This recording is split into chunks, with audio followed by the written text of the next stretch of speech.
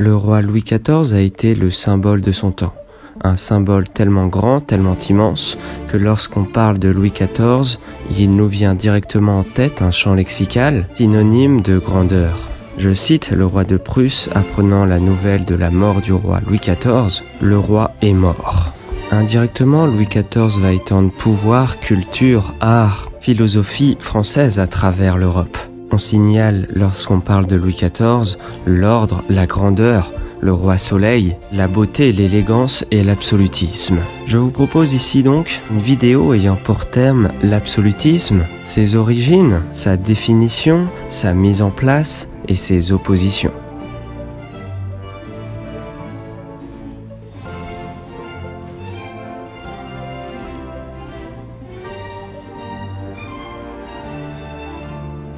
Louis XIV, qu'on appelle le roi soleil, appellation de la monarchie du Juillet, le roi prend tout de même cet emblème lors de la fête du Grand Carrousel, le 5 juillet 1662. La monarchie devient absolue de droit divin. La légende raconte qu'il aurait alors dit aux parlementaires réticents le célèbre mot « L'État, c'est moi ». Cependant, des historiens disent que ce fait est erroné. Louis XIV se dissocie de l'État, dont il se définit lui-même comme étant seulement le premier serviteur, dans les faits historiques. D'ailleurs, sur son lit de mort, il déclare en 1715 « Je m'en vais, mais l'État demeurera toujours ». Pourtant, la phrase « L'État, c'est moi » résume l'idée que ses contemporains sont faits du roi et de ses réformes centralisatrices. Selon le point de vue philosophique, pour les théoriciens de l'absolutisme du XVIIe siècle français, imprégné du néoplatonisme, cette formule signifie que l'intérêt du roi n'est pas seulement le sien propre, mais aussi celui du pays qu'il sert et qu'il représente. Bossuet note à ce propos, je cite, « Le roi n'est pas né pour lui-même, mais pour le public ». À présent, décrivons l'absolutisme. Les mémoires pour l'instruction du dauphin donnent un aperçu de la pensée de Louis XIV sur l'absolutisme.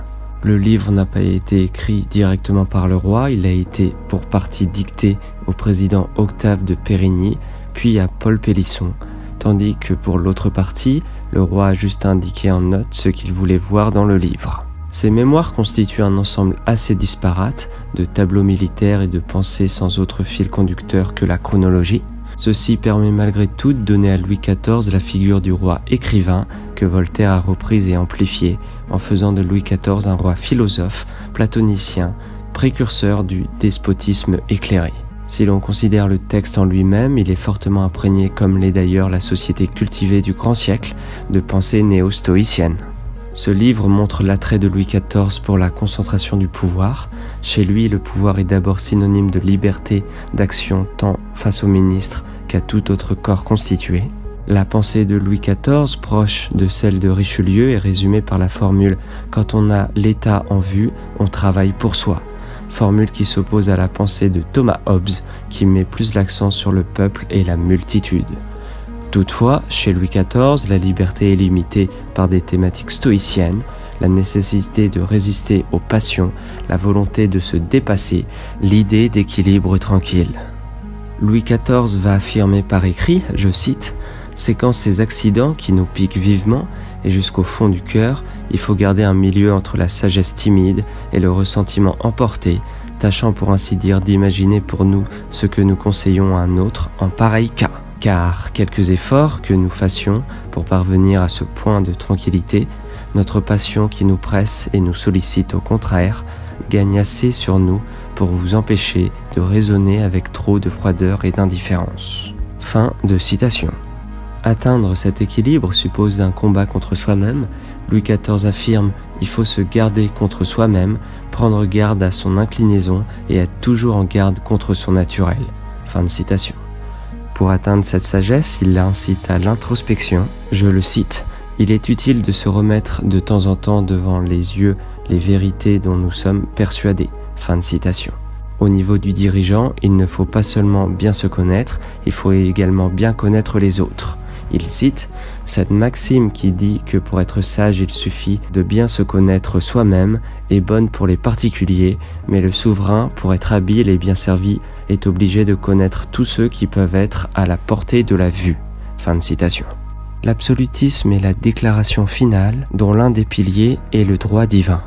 Lors du sacre de Reims, le roi est placé à la tête du corps mythique du royaume et devient au terme d'un processus commencé sous Philippe le Bel, le chef de l'Église de France. Le roi est le lieutenant de Dieu dans son pays et d'une certaine façon ne dépend que de lui. Dans son livre Mémoire pour l'instruction du dauphin, il note « Celui qui a donné des rois aux hommes a voulu qu'on les respectât comme ses lieutenants, se réservant à lui seul le droit d'examiner leur conduite. » Chez Louis XIV, la relation à Dieu est première, son pouvoir venant directement de lui. Le droit divin est un principe, une philosophie.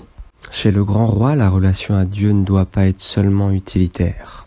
Il déclare au dauphin « Gardez-vous bien, mon fils, je vous en conjure, de n'avoir de la religion que cette vue d'intérêt, très mauvaise quand elle est seule, mais qui d'ailleurs ne vous réussirait pas, parce que l'artifice se dément toujours et ne produit pas longtemps les mêmes effets que la vérité. » Louis XIV est particulièrement attaché à 3 hommes de Dieu, David, Charlemagne et Saint Louis. Il expose le tableau David jouant de la harpe dans son appartement à Versailles. Charlemagne est représenté aux Invalides à la chapelle royale de Versailles. Enfin, il fait déposer au château de Versailles des reliques de Saint Louis. Par contre, il n'aime guère être comparé à Constantin Ier, empereur romain, et fait transformer la statue équestre que le Bernin a réalisée de lui en Constantin en statue équestre de Louis XIV sous les traits de Marcus Curtius. De l'absolutisme à la tempérance. Bossuet tente d'assimiler le roi à Dieu. Louis XIV, de son côté, se considère comme le lieutenant de Dieu pour ce qui concerne la France. Il se voit comme l'égal du pape et de l'empereur. Dieu est pour lui un Dieu vengeur, ce n'est pas le Dieu de douceur que commence à promouvoir François de Sales. Pour Louis XIV, c'est un Dieu qui, par l'intermédiaire de sa providence, peut châtier de façon immanente ce qui s'oppose à lui. En ce sens, la peur de Dieu vient limiter l'absolutisme. Bossuet, un pro-absolutiste pour qui le prince ne doit rendre de compte à personne de ce qu'il ordonne, le pouvoir royal a quand même ses limites. Dans son roman politique tiré des propres paroles de l'Écriture sainte, il écrit « Les rois ne sont pas pour cela affranchis des lois. En effet, la voie que doit suivre le roi est pour ainsi dire balisée. Les rois doivent respecter leur propre puissance et ne l'employer qu'au bien public. Le prince n'est pas né pour lui-même, mais pour le public. Le prince doit pourvoir aux besoins du peuple. » Fin de citation.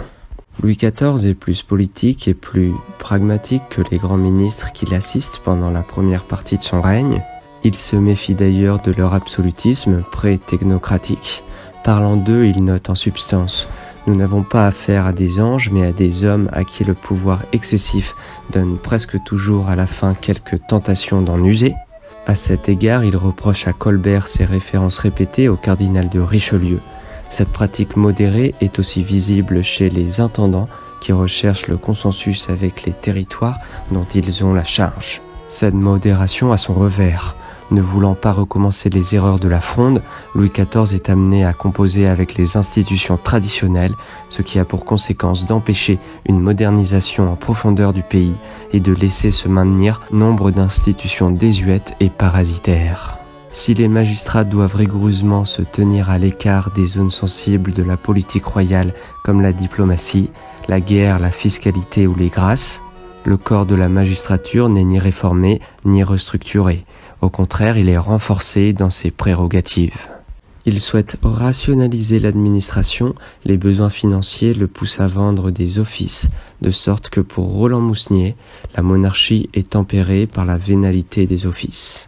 Louis XIV est un révolutionnaire, un homme de changement, de réformes profondes. On le perçoit comme un homme dépourvu d'idées réformatrices. Parmi les piliers de l'absolutisme, on retrouve la cour royale qui va représenter la façade, la vitrine, le visage de l'absolutisme. Louis XIV se remémore la Fronde et place la cour afin de domestiquer la noblesse. Soit on y retrouve 4000 à 5000 nobles, mais il s'agit des personnages les plus en vue du royaume. Revenus sur leurs terres, ceux-ci imitent le modèle versaillais et répandent les règles du bon goût. Par ailleurs, la cour permet de surveiller les grands et le roi prend bien soin d'être informé de tout. L'étiquette subtile qui la régit lui permet d'arbitrer les conflits et de répandre une certaine discipline. Enfin, la cour lui fournit un vivier où sélectionner le personnel de l'administration civile et militaire. Des règles de préséance byzantine renforcent l'autorité du roi en le laissant maître de décider ce qui doit être, tandis que s'installe une liturgie royale qui contribue à l'affirmation de son pouvoir divin. De ce qu'on connaît de l'absolutisme et de ses origines, notamment via la Fronde est-elle un soulèvement raté de la noblesse? Cause ou conséquence de l'absolutisme à venir? La Fronde est la conjonction de deux faits majeurs. D'un point, l'affaiblissement de l'autorité royale pendant la minorité de Louis XIV. En deuxième point, c'est la réaction brutale de la société française à l'État moderne voulu par Louis XIII et Richelieu. La grande noblesse, comme les petites et moyennes noblesses et les parlements, ont des objections à avancer à la monarchie absolue, telle qu'elle se constitue. La grande noblesse est divisée par des ambitions de ses membres qui n'ont guère l'intention de partager le pouvoir et n'hésiteront pas à combattre les petites et moyennes noblesses.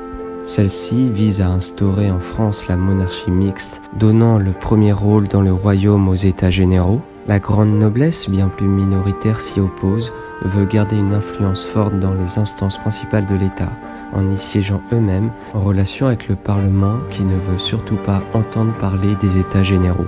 Le Parlement de Louis XIV est un tribunal d'appel jugeant en dernier ressort.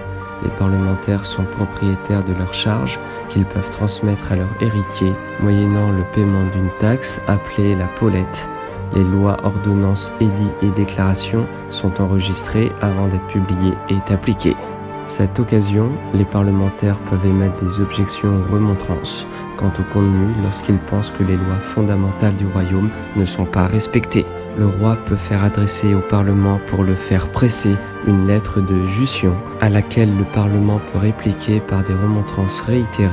Si le désaccord persévère, le roi va utiliser la procédure du lit de justice et imposer sa décision. Les magistrats rivalisent avec le gouvernement dans les affaires politiques. Au même titre que le Conseil du roi, ils émettent des arrêts. Nombreux sont les magistrats qui sont opposés à l'absolutisme. Pour eux, le roi doit utiliser que sa puissance réglée, c'est-à-dire limitée à la seule légitime. Omer Talon demande à la régente de nourrir et élever sans entrave sa majesté dans l'observation des lois fondamentales et dans le rétablissement de l'autorité que doit avoir la compagnie anéantie et comme dissipée depuis quelques années sous le ministère du cardinal de Richelieu. L'absolutisme se distingue tout au long du règne de Louis XIV et fait face à des contradicteurs.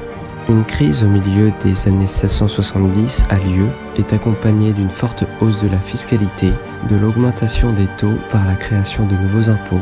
Ça entraîne de nombreuses révoltes dans le Bordelais, en Bretagne, la tristement célèbre révolte des papiers timbrés, où les militaires doivent rétablir l'ordre par la force. Le Languedoc, la Guyenne, connaissent une conspiration animée par Jean-François de Paule, soutenue par Guillaume d'Orange. Cette conspiration est assez vite étouffée. Toutefois, si on considère qu'en France les révoltes ont de tout temps été chose courante, elles restent rares sous le règne de Louis XIV. Cela tient pour beaucoup au fait que, contrairement à ce qui s'est passé durant la Fronde, elles ne reçoivent que peu de soutien de la noblesse, en dehors du complot de Latreaumont. Celle-ci est employée dans les armées du roi occupé à la cour. Aussi, le roi dispose d'une force armée qu'il peut déployer rapidement et la répression est rigoureuse. Malgré cela, le poids de l'opinion publique reste fort. En 1709, période de famine et de défaite militaire, elle contraint le monarque à se séparer de son secrétaire d'État à la guerre, Michel Chamillart. Voilà cet épisode maintenant terminé. J'espère que cette vidéo vous aura satisfait, vous aura permis de mieux en savoir, mieux en comprendre sur l'absolutisme. Un courant de pensée philosophique nuancé, basé aussi bien sur une approche douce, avec la partie divine représentée par le roi, permettant de rapprocher son roi à son peuple, la vitrine extérieure divulguée par la cour, là où règne l'aperçu, le superflu, l'argent. Ce point étant essentiel puisqu'il permet d'acheter les nobles, achetant indirectement la paix. La partie forte, quant à elle, est au niveau législatif, relationnel entre le roi et le Parlement concernant les lois. Si cet épisode vous a satisfait, n'hésitez pas à me le dire en commentaire, à le partager à vos amis, et moi je vous dis à très bientôt pour une nouvelle vidéo.